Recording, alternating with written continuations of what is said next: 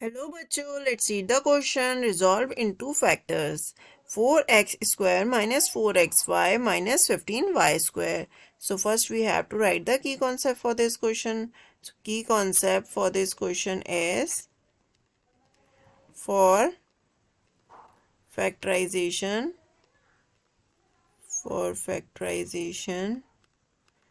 of equation of two variables, one have to arrange in decreasing order of their powers, and other have to arrange in increasing order of their power.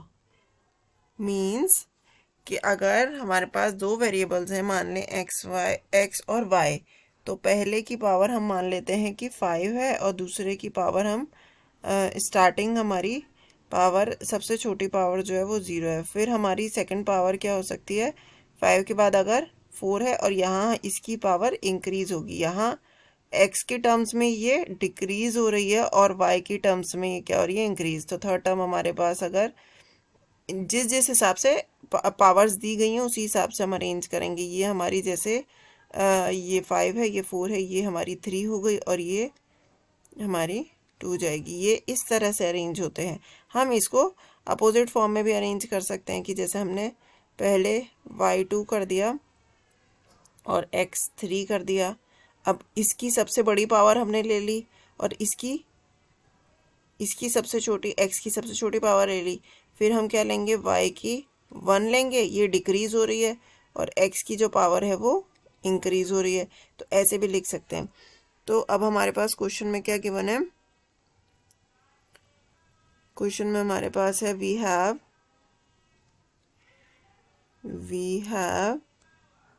To resolve in factor किसको, 4x² minus 4xy minus 15y².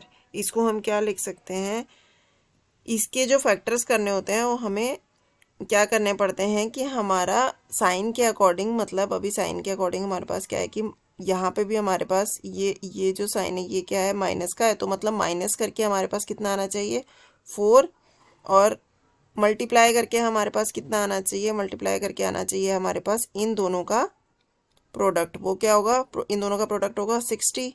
तो multiply करके हमारे पास आना चाहिए 60 और minus करके आना चाहिए हमारे पास 4 आना चाहिए. तो ऐसे फैक्टर्स क्या होंगे, ये हो जाएगा हमारे पास 4x² minus 10xy plus 6xy.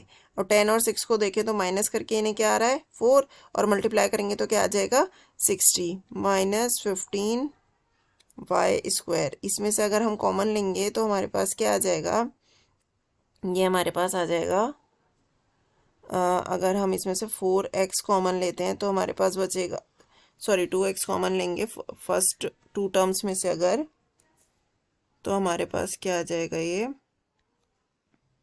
यहाँ हमने 2x कॉमन ले लिया तो यहाँ पे भी हमारे पास 2x बचेगा, माइनस 10 में से 2 कॉमन लिया तो 5, और x कॉमन ले लिया तो बचेगा सिर्फ y. फिर यहाँ पे अगर हम प्लस 6 और 15 में से हम कॉमन लेते हैं अगर 3, और y दोनों टर्म्स में y है तो 3y कॉमन ले लिया तो यहाँ क्या बचेगा, 2x माइनस, अगर 15 में से 3 कॉमन लिया तो बचेगा 5, और एक y तो बाहर चला गया कॉमन होके, और यहाँ बच जाएगा हमारे पास y. तो ये हमारे पास क्या आ जाएंगे, तो ये हमारे पास आ जाएगा ये 2x माइनस 5y और 2x प्लस 3y. ये क्या हो जाएंगे, इसके फैक्टर। आई होप बच्चों आपको ये सॉल्यूशन समझ आया। Thank you and best of luck.